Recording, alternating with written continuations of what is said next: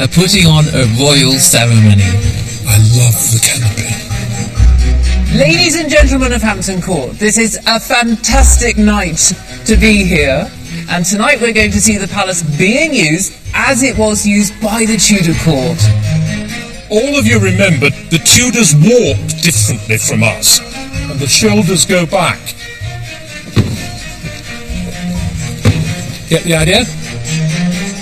We're celebrating the extraordinary fact that this year, Hampton Court Palace, Britain's finest Tudor building, will be 500 years old. For more than 2 centuries, this was a pleasure palace for the nation's monarchs. But when you hear the name Hampton Court, you inevitably think of the first king to live here, Henry VIII. At Hampton Court, Henry's majesty was made manifest through art and architecture.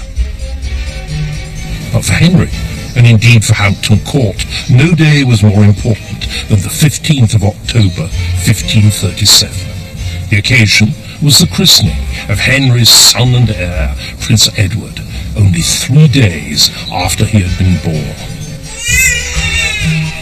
This was the day Henry had waited for all his adult life. His own prestige, the cementing of the Tudor dynasty, the promise of stability for England, all were riding on it. What would it have been like to be present at such a momentous occasion? And what was involved in staging such a splendid ceremony under the eye of the most demanding of monarchs? We're going to find out with the help of a team of experts who will bring Tudor culture back to life. Lucy and I will draw on historical records. Come on, look at it again. What does it really resemble? It looks like a sort of video recording. And we'll study the treasures and the craftsmanship of the Tudor era to work out how the christening was staged. I think there's a real problem. The purpose of this structure is visibility. Let me explain how it works. All the spectators are here. We'll see how Henry rushed through a wildly ambitious rebuilding programme to make Hampton Court the perfect showcase for a newborn prince. And with a cast of nearly 100 volunteers, we'll restage a Tudor procession. The set-piece event that Hampton Court's most splendid rooms were designed for. This is Tudor theatre, except that it's everyday life at the court. Look at the gold on him, that's wonderful. We'll watch as the finest costume, architecture and art combine to bring Hampton Court to life in a way not seen for nearly 5 centuries. Normally, as historians, we don't actually think of how things worked. And this is all about how they fit together. It shows me how much is missing from Hampton Court just as a building. It needs its inhabitants.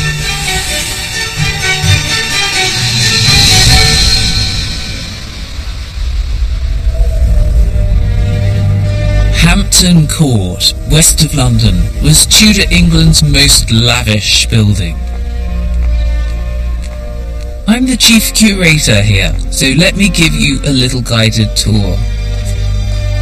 The first thing you need to know is that Henry VIII didn't begin building the palace. He seized it from the man who did, Cardinal Thomas Wolsey.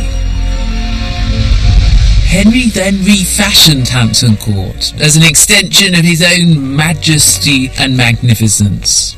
And one of his most striking additions was this great hall. Now, you might think that if you see this every day, like I do because I work here, you get bored or jaded by it, but it isn't the case at all. It's still just as impressive to me as it was the very first time I saw it. The Great Hall was situated so that you had to pass through it to meet Henry in his state apartments. The purpose of the room was to overwhelm. But though Henry had tremendous power and authority, all his riches could not buy the one thing he truly wanted: a male heir.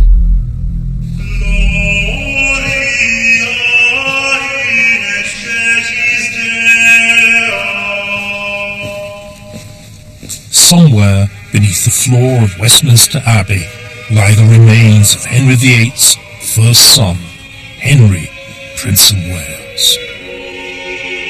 Born on the 1st of January 1511, this Henry was the New Year's Prince, full of the joy and promise of those first carefree years of the marriage of Henry VIII and Catherine of Aragon.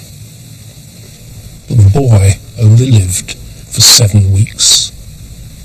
Thereafter, it was the same sad story as in 24 years of marriage and 6 pregnancies at least, Catherine only gave Henry a single child that lived, and that was a daughter, Mary. So perhaps, Henry came to think, there was something wrong with the woman, with the marriage. Perhaps a new wife would do the trick. Seeking a divorce was no easy thing, and in order to secure the annulment of his marriage, Henry split from the Catholic Church, dragging the country with him. One man's quest for a son and for love had triggered the upheaval of the English Reformation. Henry went on to marry his second queen, Anne Boleyn, strong-willed and divisive. And when she also failed to give him a son that lived, perhaps it was time to look again.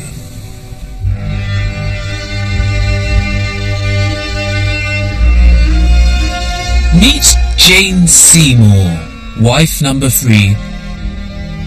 And you really do feel like you're meeting her because of Hans Holbein's amazing ability to conjure up this completely realistic image.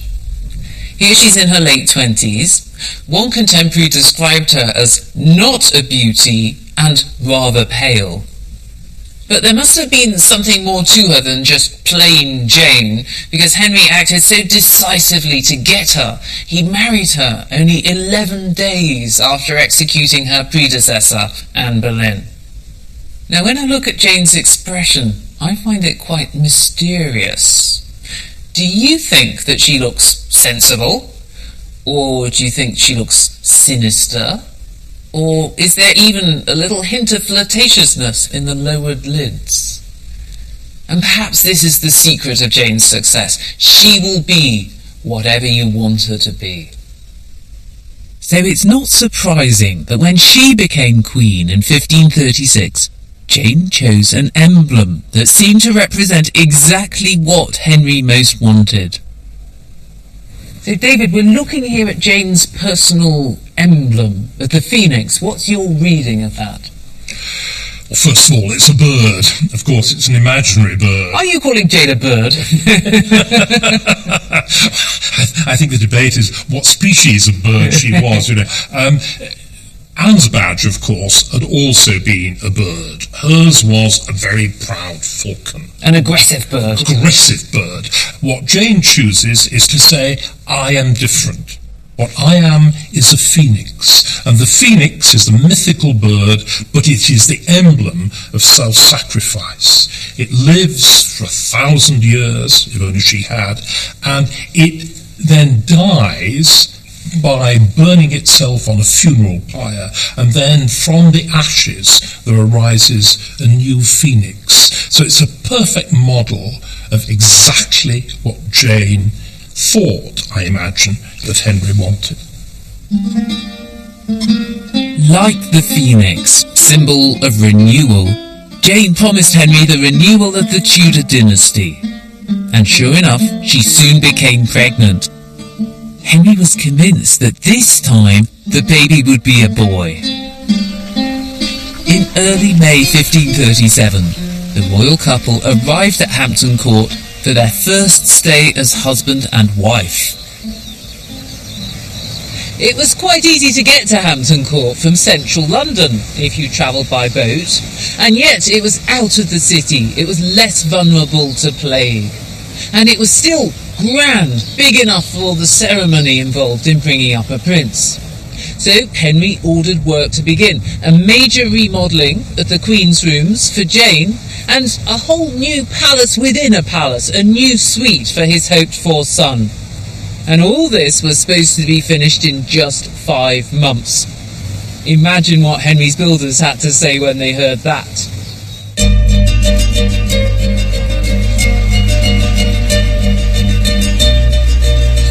To understand what it was like for the builders at Hampton Court in 1537, you have to put yourself in their position. Thanks to our conservation work, which never finishes at Hampton Court, I often do just that.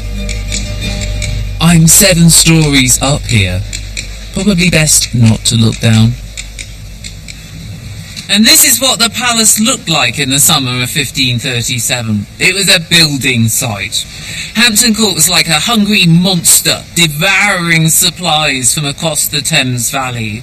And literally hundreds of men would have been swarming about over the unfinished walls, the masons, the joiners, the labourers. They'd all had to get used to working at breakneck speed. Henry used to pay them overtime and even get them candles so that they could work throughout the night.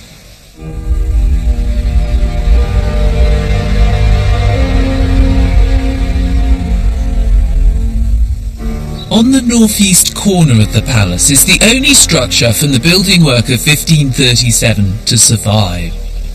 And it was by far the most important, the set of apartments constructed for Henry and Jane's new baby. These lodgings were effectively a palace within a palace. Here, the hoped-for baby prince was given a bedchamber, a bathroom with running water, a special rocking chamber where special servants called the rockers would have rocked him in his cradle. He was also to have a whole suite of formal state rooms, just like those of the king and the queen. For Henry VIII, Hampton Court was all about showing off his style and his magnificence and his possessions. And his most precious possession of all was to be his baby boy, exhibited to the world in these new lodgings here, like a jewel in a treasure chest.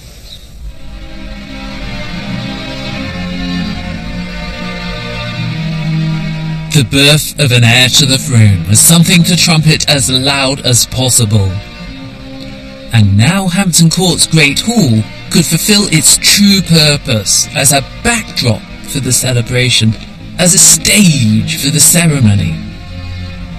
The set dressing was just as important as the room itself. The tapestries are an absolutely essential part of the splendour of the Great Hall. Tapestry is a really brilliant Tudor art form in so many ways. It's flexible and portable, so you can get it out to create scenery for special occasions. Henry had more than 2,000 pieces of tapestry in his warehouses, ready to go to be unrolled for a christening, for example. To us, the tapestries look kind of brown, but that's because they've faded. They would have had rich reds and bold blues, and they would have glinted by candlelight because they were woven with gold thread. And that explains the cost. This particular set costs as much as a battleship. Henry was a terribly impatient client. As a result, these rooms were constructed at great speed. The builders selected techniques and materials that could produce instant magnificence. The roundels decorating this ceiling display coats of arms. Here's Jane Seymour's emblem. They look like they've been painstakingly carved from wood, but appearances can be deceptive. This is in fact a Tudor cheat. All of these items are made out of leather mache. You make this by getting leather, munching it up, mixing it with brick dust and glue to make a paste that then you put into a mould. Once it's set, you take it out of the mould, Then you can paint it, like this replica, and once it's looking nice and bright, you can stick it up on the walls, on the ceiling of your palace. So it's very quick, it's very repeatable. You can create a sumptuous interior in a jiffy. You might wonder whether this isn't a bit too cheap and cheerful for Henry VIII. Did he mind that his palaces were knocked up overnight? But I don't think that the Tudors were concerned about this. To them, architecture was on a continuum that goes from temporary things like tents and pavilions and playful little structures made for parties to palaces. It's not as if they were building their palaces for centuries to come. They were building them for the moment, for the next big court occasion. By September, the prince's rooms were nearly ready. Everyone assumed that the baby would, of course, be a boy.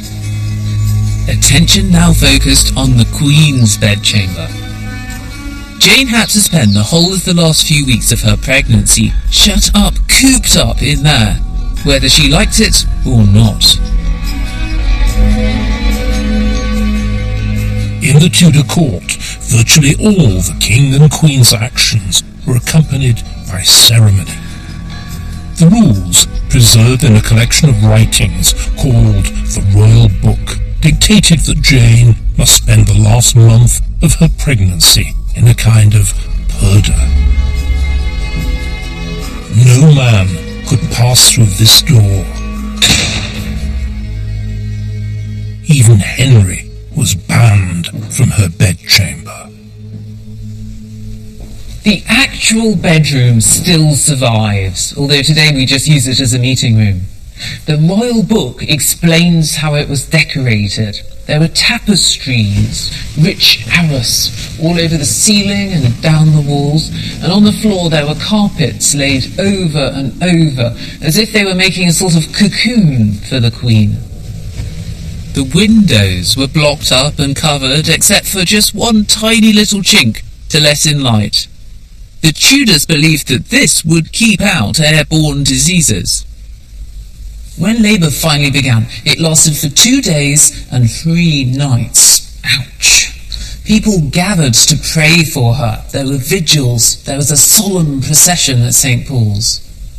And when the baby was born, Jane hardly got the chance to hold it. It was snatched from her and taken to those new apartments. But Jane was triumphant. It was a boy.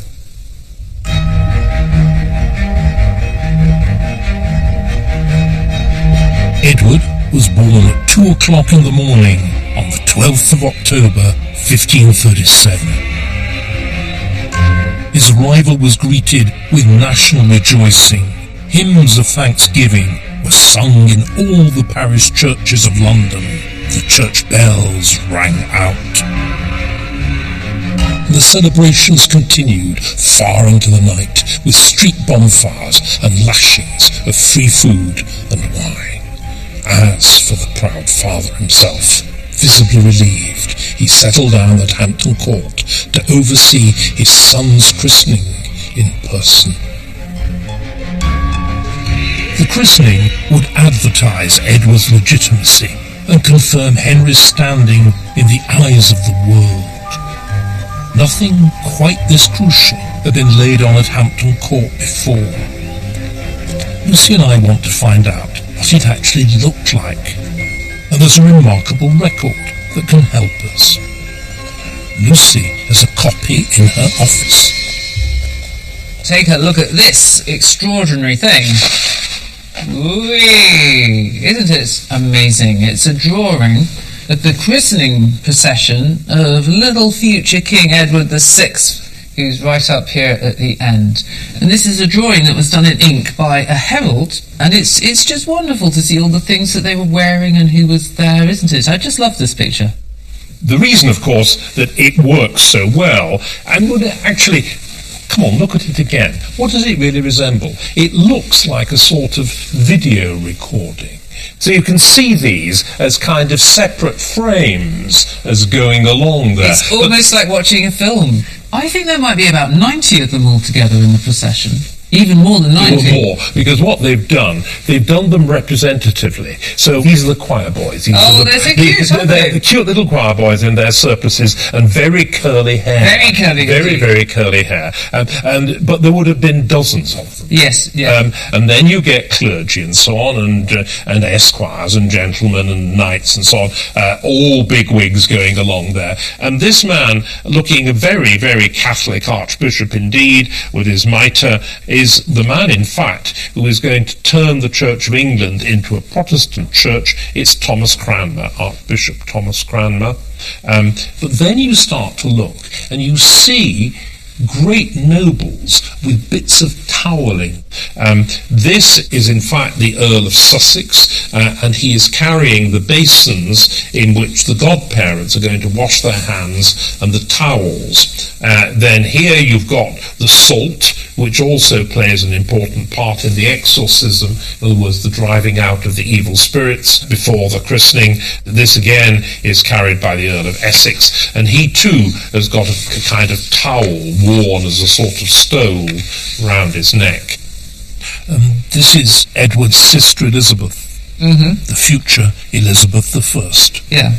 But the slightly tricky thing for us is that this picture was done 30 years after the event that it shows, so some of the characters have in fact grown up. So Elizabeth, like poor Elizabeth. She's about 35 here. She should be 5. She should be younger. She should be younger. She's about 33 here, and she should be 3. Yes, exactly. She was all of 3.5, and she had to be carried in the arms of a chap. It would have been undignified. Yes. So then finally, the little prince himself, he's the climax, isn't he? He is the climax. He's wearing a massive christening gown that's been carried by, about 7 people, which makes him look like the very hungry caterpillar. And he's underneath this canopy of a state as well, and they're carrying torches. You must have known that the important people were coming when this part reached you. Yes, with the procession then going, as it were, into reverse order of precedence. So, not, I think, probably entirely happy about her position is the king's eldest daughter, his eldest child, Mary there, yes, because right, there's yes. only one heir to the throne. It's all about him. That's him. It's all about him. Now, when you look at Hampton Court Palace today, obviously it's an amazing survival, but what's missing, of course, is the people. The people, the life, the colour, the ceremony, and I think it could be very, very interesting and exciting to put all of these people back into their original place. It'll help me sort of imagine the palace in a new way, I think. And so the preparations begin. A team of experts will spend several weeks helping us create Tudor clothes and objects similar to those used in the christening ceremony. In Cumbria, Ted Thompson has been recreating the huge torches and candles carried in the procession. They used an enormous amount of beeswax, making them luxurious in their own right. Meanwhile, in Nottingham, Nina Michaela is making a christening costume fit for baby Prince Edward himself, including a purple silk mantle lined in ermine. Don't worry, no real stoats were harmed. And finally, the most monumental item of all, a huge structure in Hampton Court's chapel, designed to elevate the christening font so that the courtiers could clearly see the ritual being performed. I want to know what it was really like. Even better, I want to make one. Sadly, the BBC won't let me have a full-size one, so I come to see someone who can work on a smaller scale. Now, Ben, you've made many a Tudor building in miniature before now, haven't you? I have, yes, several, yeah. Well, you know that the sources are sometimes a little bit hard to decipher. They certainly are. Let's have a look at this picture of Edward's font. Yes. How does this drawing strike you as a draftsman? Well, obviously the person who drew this started off with very good intentions, and they created a lovely octagonal shape, and it looks like it's drawn with a ruler very carefully. And then as they've gone in, the detail has gradually got more and more and more chaotic and cramped. So by the time they get to this staircase, they're really in trouble. But I think there's enough detail in here for me to go from it to build a model. Shall we just compare it to this written description of it? It says that the font itself was set upon a mount or stage of 4 degrees in height. What do you think that means, 4 degrees in height? Well, I think it must mean 4 platforms or stages, which has your font right on the top. And then there's this wonderful sort of shower and then above is this effect on the top. Incredible canopy. Is that actually going to fit into the chapel at Hampton Court? I imagine that because of just the logistics of how much space you need between each layer, that it would literally take up the entire space in the chapel. That's really big. It is huge. It would have been very, very impressive. While Ben sets the work on the font, back at Hampton Court I start recruiting volunteers from among my colleagues to dress up in Tudor costume, including tights, and to take part in the procession. But the ceremony wasn't all about costumes and furnishings. Our historical cookery expert, Mark Meltonville, is busy in the Tudor kitchens. He's preparing an authentic delicacy that will feature in the christening celebrations. Sweet and crispy wafers.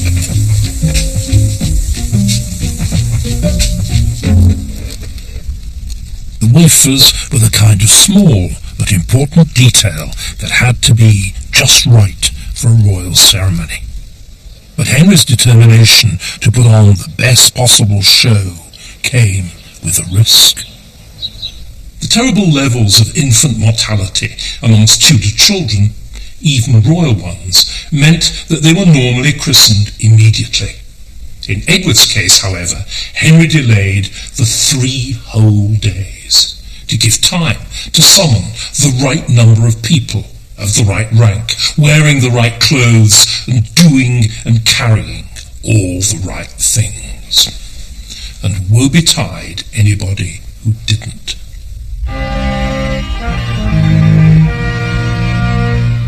Processions were an essential component of Tudor royal events. For Edward's christening, not only senior members of the court, but for the first time the royal baby himself would be on show. Henry had invited foreign diplomats, pictured here. This was a matter of international prestige. It was the job of the court heralds to ensure the procession followed the correct etiquette. They play a key role in royal ceremonies to this very day. At the College of Arms in London, Herald Peter O'Donoghue is showing me the original of Lucy's scroll, here depicting his predecessors, as well as other records of Edward's christening. This document is written as a set of instructions. It's in the future tense. It's noted in the margin as to what happened. Now, what does that mean? The heralds would have probably drawn up this document, basing it upon the precedents of previous royal christenings, which they would have in their records. It's very sequential. You've got a procession set out, first these people, then these people, and then these people. And this is the sort of document the heralds could use to make sure everyone's in the right place in the procession, and stop people milling around, and so on. And I think that's exactly what the heralds would have done. They would have brought order to the proceedings. We know Tudor ceremonies were never rehearsed. Isn't this a key to another extraordinary difference at this time? Then you didn't need to rehearse a ceremony. You barely needed to rehearse an order of precedence. The Henrician court was a ceremonial place every day. Getting up in the morning, washing your hands. These were ceremonial occasions. These were ceremonial occasions. These were opportunities for the display of the majesty of the crown. This would have been a more luxuriously furnished version of everyday life. Exactly. And in fact, it's interesting when you read these plans and instructions, what they concentrate on, apart from the order in which people should walk, they concentrate on the luxurious hangings and soft furnishings, because those were the things which were to be different. these soft furnishings are no minor detail. The christening would have thrilled with rich colour, with Edward carried under a canopy of cloth of gold.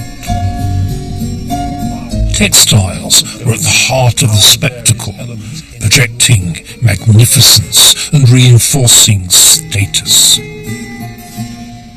So am I right in thinking this central strip is actually cloth of gold? Yes, this is cloth of gold, and what makes it a cloth of gold is the inclusion of the metal threads. So these are used in the weft, and the metal threads consist of a silk core, and around that core would be wrapped a very thin strip of metal, usually high quality silver, gilded. How much would this have cost in their money?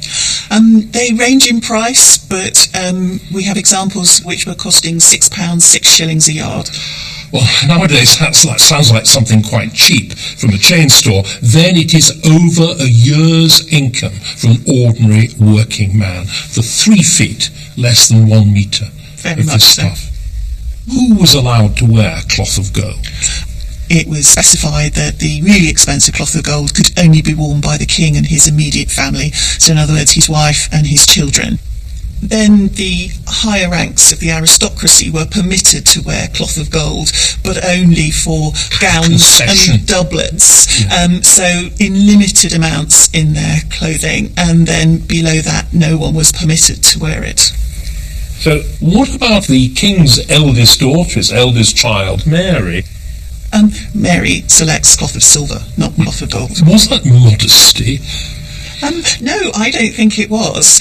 Cloth of silver is slightly less expensive, but only slightly. And one of the reasons why it actually has such prestige is there's a relatively small amount of it produced, so it makes it harder to get hold of. So actually, by choosing something that's slightly less expensive in itself, but more exclusive, you can actually stand out that way. We've got then the court's ability at short notice to muster hundreds, if not thousands of yards of the most precious textile in Europe. Yes. Sheer crass vulgarity, showing off wealth. Yes, or magnificence. Well, magnificence. The polite word is magnificence. The real word is bling. Yes. Now, after weeks of preparation, our restaging of the procession at Hampton Court is about to begin. Is anyone actually naked in here? No, it looks safe. First, I want to see the best dressed woman in the procession. Henry's eldest daughter, the Lady Mary. She of the cloth of silver dress. Tell me a bit more about what Lady Mary is wearing. This is a very fabulous outfit. Because a dress like this, it was made up of a series of parts that you could sort of mix and match, wasn't it? Yeah, it was, and actually it's quite difficult to discern when you look at a portrait of the finished perfection how many layers there are, but there's a surprising number of layers. First she has her linen smock, and this is the only bit that could be washed in water, so that's the bit that keeps the clothes clean and her from being made sore from the clothes. Then on top of that she has a layer that we can't see at all, which was a petticoat. And then on the top of that she has an underdress which was called a kirtle. And so what you can see here, this line of jewels around her neckline and the front part of the skirt are all part of that one kirtle. And then finally this sort of silver gown goes on top, does it? Yes, and then these enormous turn-back sleeves. And then these ones are just tied in, and they're called four sleeves. So Lady Mary could choose to have a different pair of four sleeves and a different kirtle, and she'd have a whole new look. She looks like a proper princess, but she's held together with string. That's right, there's the secrets revealed. Pins and string. That's the secret of looking good at the Tudor court, isn't it? But what of the little chap who all the fuss is about? First, Nina and I have to do rather a lot of swaddling. The Tudors followed this ancient practice of tightly wrapping infants in cloth. See? And Edward really was the star of the show. His parents would have been absent from the ceremony. because the focus was to be him, not them. For once, this wasn't about the king or the queen. So now we're going to turn you into a royal baby. Yes, we are. You're being very good. Edward is now ready to be wrapped in the gown Nina has made. It's truly fit for a prince. You deserve no less, Edward, than a 12-foot purple and gold ermine-lined train. Yeah.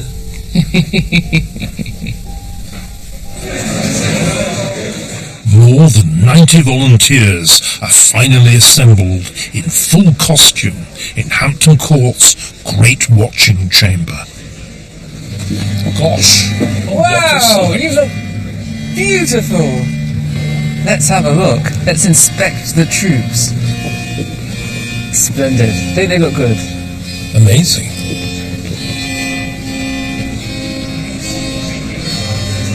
Although Henry, according to strict etiquette, wasn't actually present for the procession or christening. I love the canopy.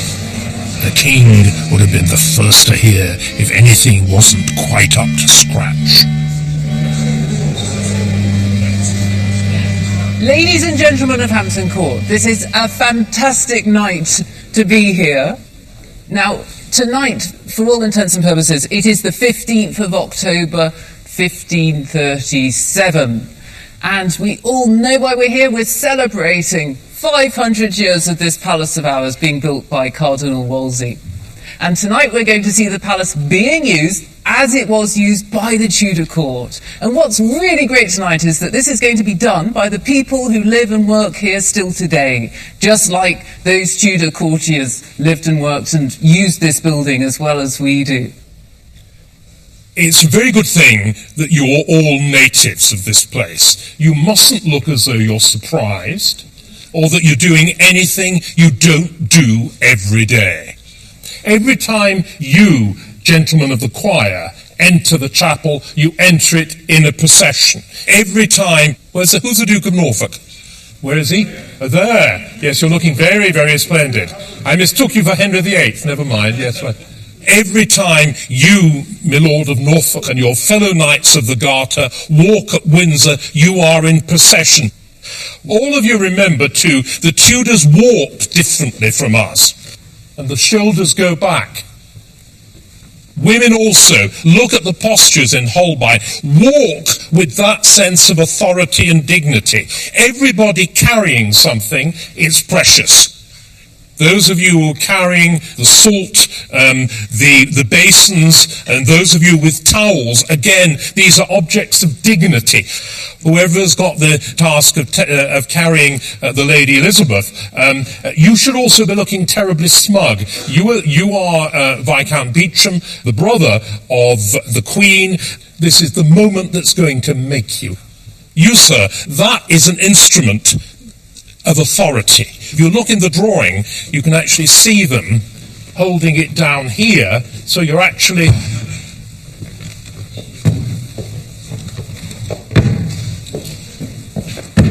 back. You know, it's that. Okay?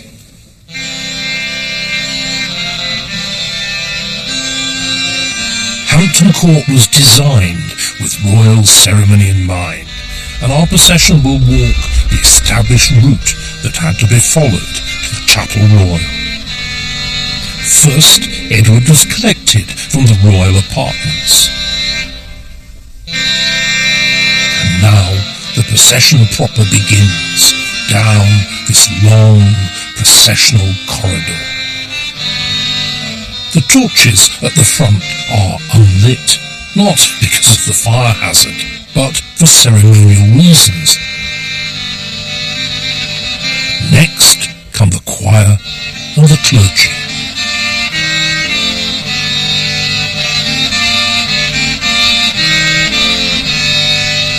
Here are the heralds, tabards over their arms, keeping an eye on the proceedings.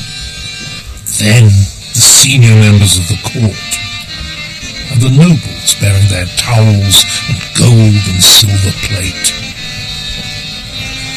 And here, under his cloth of gold canopy is Edward himself, carried by the Marchioness of Exeter. It's a canopy of state, for indoor use as well as for out, the kind of ceremonial object these rooms can comfortably accommodate. The Lady Mary, godmother-to-be, and the noblewomen follow behind.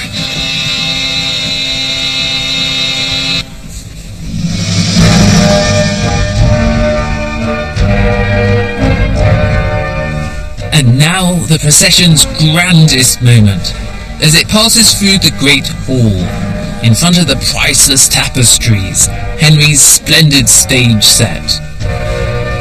The walls would also have been lined with crowds of onlookers, cordoned off from the route by barriers. But David and I have a perfect view from the minstrels gallery above. This is Tudor theatre, except it isn't theatre, it's everyday life of the court, but to us it looks so theatrical, doesn't it? They're coming in like that. But actually it is theatre. There is no difference between the theatre of Shakespeare and the real court. They actually reused court costumes in the plays. Yes, look at the gold on them, that's wonderful. Also, all of these rooms are set. They're hung with the most precious tapestries. We get used to thinking of these as furnished rooms. They were only semi-furnished. They're furnished by the people, aren't they, in their red velvet and their cassocks there, and the tapestries would sort of been in that register of brightness too. Another thing that we're looking at here is the dress of the creme de la creme, the top 300, 400 people in the country, and that distinction between the different ranks of society through dress is also very alien to us. What I think is particularly odd in the modern perspective is that you see people clearly of enormously high dignity, with great chains of office, carrying a towel wrapped around your neck, and actually Tudor clothes can't easily be cleaned. With all those precious fabrics, and particularly the ones that have got metal thread, they're very, very vulnerable. The last thing you want to do is get them wet. And now we can't see because they're under the canopy. Well, I can if I sort of go down like that. I can just see the bit of the baby's robe. We've got the baby, and we've got his train being carried. And here's the Lady Mary with her train being carried by Lady Kingston, I think it is, and here are all the other ladies. It's a bit like being at the opera, isn't it? That's the sort of time when you'd see a lot of people coming through a wonderful, bizarre place carrying torches. Doesn't normally happen in modern life.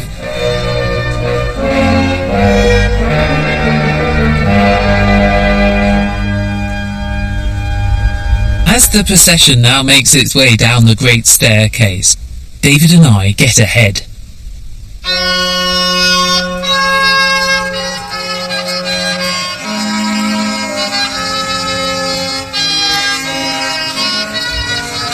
They're coming down out of all the royal apartments on the first floor in stately fashion, and they're coming through what was then the main private courtyard of the palace built by Wolsey.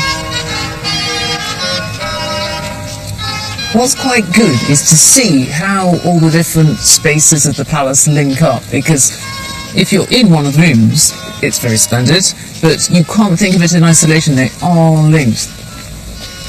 And this is what we don't normally see. We don't see how the things link together using ceremony. It's like the glue that makes the palace really stick together. I think actually having put this thing on has knitted everything together.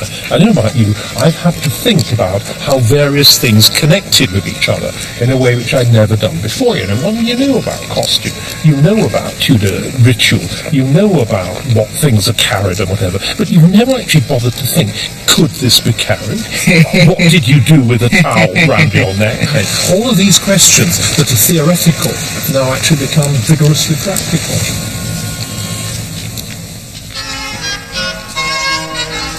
Normally, as historians, we don't actually think of how things work. No. And this is all about how they work, and it's a wonderful exercise. It shows me how much is missing from Hampton Court just as a building. It needs its inhabitants. procession now heads for its destination, the only space in Henry's palace to rival the Great Hall in grandeur.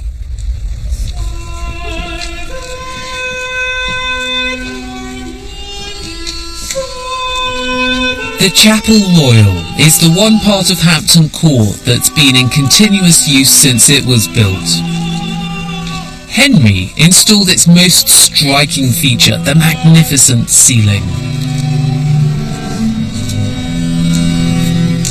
But at Edward's christening, all eyes would have been on the construction that filled the nave, an extraordinary red and gold stage. And my own slightly smaller version is finally ready. What do you think? Do you like it? It's a pretty impressive thing, isn't it? It's very impressive. The colours are right. The sense of dominant scarlet and gold, like most things in the court of Henry VIII. The canopy, the elaboration and whatever of that is splendid. I think that there's a real problem. The purpose of this structure is visibility.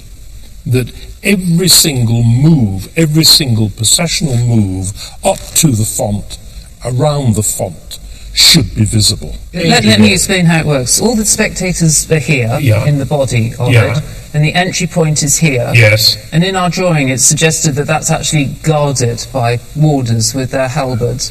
And the way to pass through it is to come along these side passages. And there are no doors here. No. Because that's the walls of the nave that we're standing in.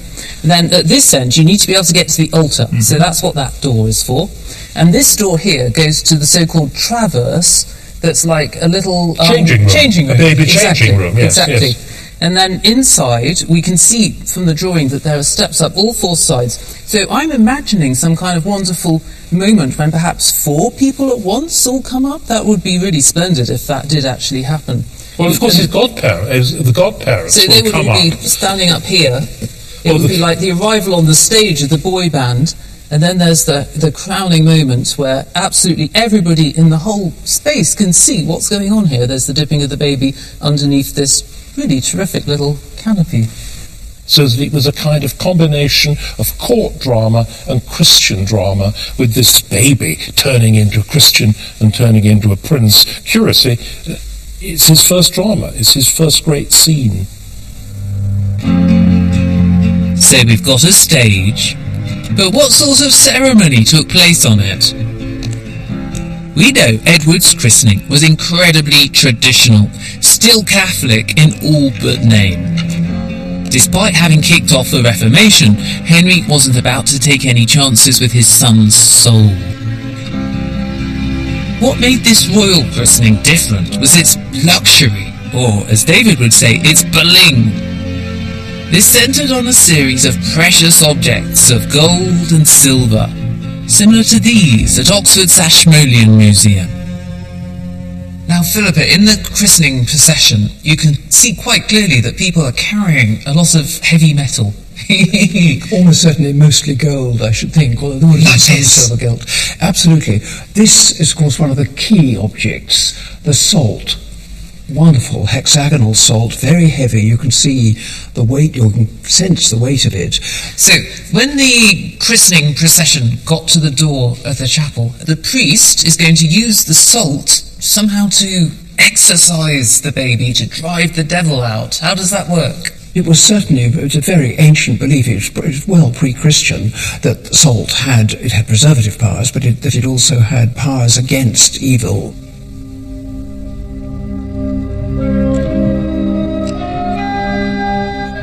After the exorcism at the church door, Edward is brought inside the chapel, undressed, and taken to the font. The font is lined with the finest linen. Edward's immersed 3 times in the holy water and anointed with oil before being handed to his godparents.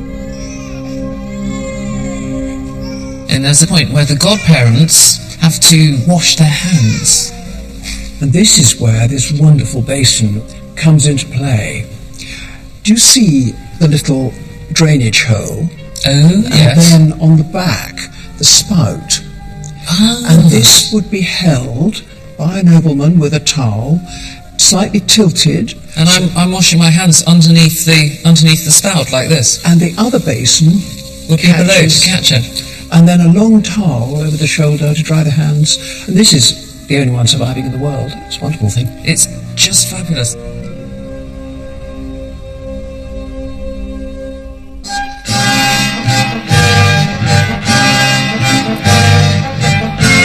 Almighty God, of his infinite grace and goodness, give and grant good life and long to the right high, excellent and mighty Prince, Prince Edward, Duke of Cornwall and Earl of Chester, son to our most dread and gracious Lord, King Henry VIII.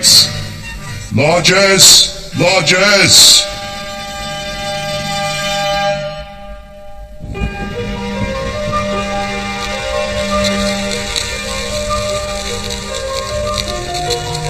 This is the great transformative moment.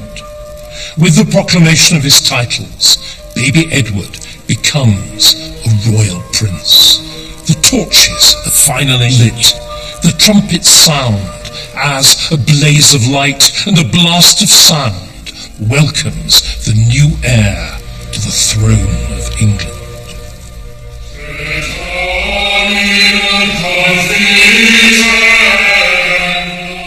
The choir of the Chapel Royal sings the Te Deum, and Prince Edward is confirmed. The ceremony, sacred and secular, religious and royal, is now complete. And now, with everybody still in the chapel, it's time to celebrate. Just for a moment, that rigid hierarchy from the procession dissolves, and everybody gets to join in with the goodies, the wine, the sweetmeats, and those special wafers. It's a bit like a Tudor cocktail party. Nobody's rank matters for the moment, except for the royal babies, and everybody rejoices.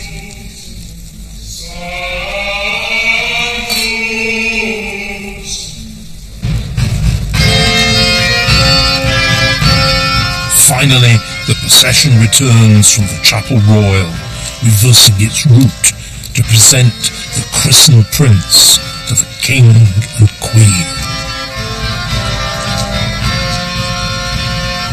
I wonder what Jane was thinking as she looked out through this window down onto the christening procession of her son 477 years ago. Perhaps she felt satisfaction, an achievement, job done. Or perhaps she looked down with a sense of wistfulness. That's where the colour and the life is now. Jane has been left behind. She was just the incubator after all. I'm absolutely certain, though, that she thought about the future. The goal of her life had been achieved. What would be left?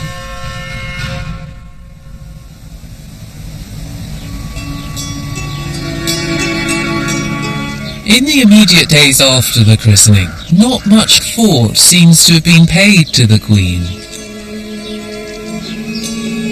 Following normal Tudor practice, Jane would remain in her bedchamber for another month, until a ritual purification ceremony known as churching. But something was very wrong. It appears that Jane developed a fever following Edward's birth. Dr. Elizabeth Hurren is a medical historian who has studied the contemporary accounts. It's possible that she had something called sepsis, which was commonly known as puerperal fever or childbed fever. And it's an infection of the uterine tract. If we look here, one gets an infection here. And that would be very worrying because that's a very big killer of women in the past. And on day 11, there's this natural lax or gushing out that could have been the placenta. Well, that's a possibility. It's probably partially come away because they would have expected some of it to come away at the birth. So first of all, she falls ill with this fever, this sepsis, and then maybe the placenta was trapped inside, going bad and poisoning her. Yes, and in a pre-antibiotic era, that's just too much for her to deal with. Why did Jane's midwife not put up her hand and pull the placenta out? Well, it's a royal midwife. You've been chosen for a birth. Now, you have a certain status, of course you have, but the fact is you just haven't handled as many births as a common midwife. Is it possible then, and this is really horribly ironic, that Jane's being the Queen was actually bad for her health? Because Yes. people were reluctant, they didn't want to get on with it, they felt a bit nervous, and they weren't all that experienced. Yes, if you look at all of Henry's wives, actually, it's one of the great ironies of the number of childbirth problems that they actually had, and the price that royal women have always paid in childbirth. We don't often think about that, but in the end, you have to deliver the bloodline of England. That is your role, that is your job, and you pay the price in the birthing room.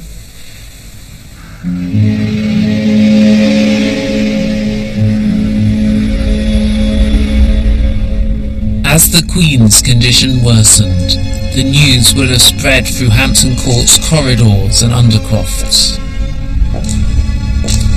Henry was due to leave Hampton Court, but he lingered on as Jane's life hung in the balance.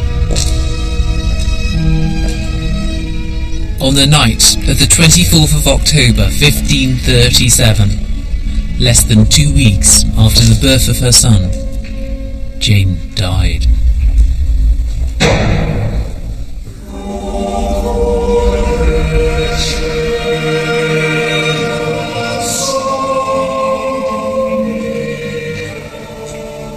In a sombre, shadow version of the christening of Jane's son 2 weeks before, now Jane's own body was carried with a torchlit procession through Hampton Court. It was led by priests. The route was hung with black cloth. It was watched by courtiers and servants held back behind barriers. Many of the same people were here who'd been at the christening. It was almost the same event, but now in a minor key.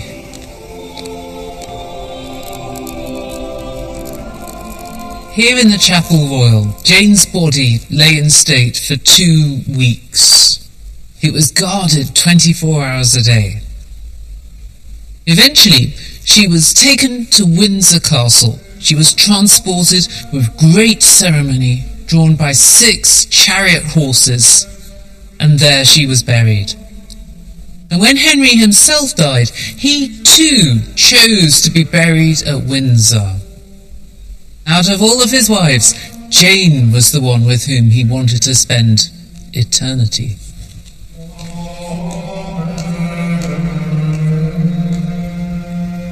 So what became of their son Edward, over whose birth his father had rejoiced so much, and for whom his mother had paid such a terrible price? Here he is, in a painting at Hampton Court, attributed to his court painter William Scrotts. Although Edward can only be 10 or 12, he's given, a bit pathetically, for he is a little boy, his father's brash, swaggering pose. But there's an intelligence and seriousness in the face. There had need to be. He succeeded to the throne when barely 9 years old, following Henry's death in January 1547. And while Henry VIII's flirtations with Protestantism were a matter of pure convenience, his son, Edward, was a true believer, and his reign was marked with political upheaval and radical Protestant reform. But the reign proved to be a short one, and Edward VI, England's boy king, was dead at the age of only 15, coughing up his heart from tuberculosis. Not only did Edward die young, he died without an heir, as did his half-sister Mary, who succeeded him to the throne. Then, of course, came his sister Elizabeth, the childless Virgin Queen.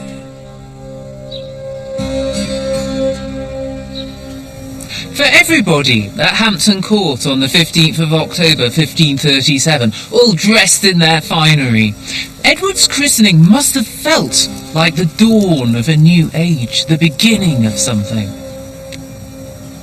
But actually, it was an ending. Edward was the last of Henry's line. He was the last Tudor. There would never be another Tudor christening. And Hampton Court would never witness an event of such splendour and significance again. But the story of the palace was far from over. King Henry VIII was the greatest palace builder in English royal history, and yet within a century and a half of his death, most of the 55 palaces that he'd built had either been allowed to fall into ruin and decay or actually demolished.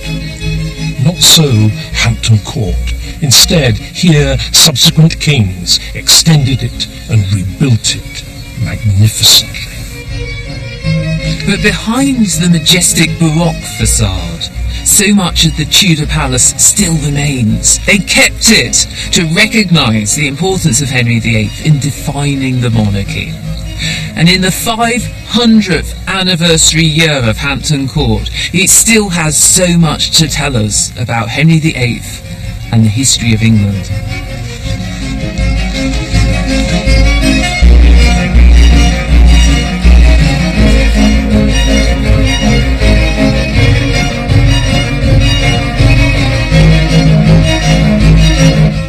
The legend of Lady Godiva dates from the 11th century, but it's kept alive and well next by Dad's Army. And more ladies and indeed gents in half an hour, a battle of the sexes on QIXL.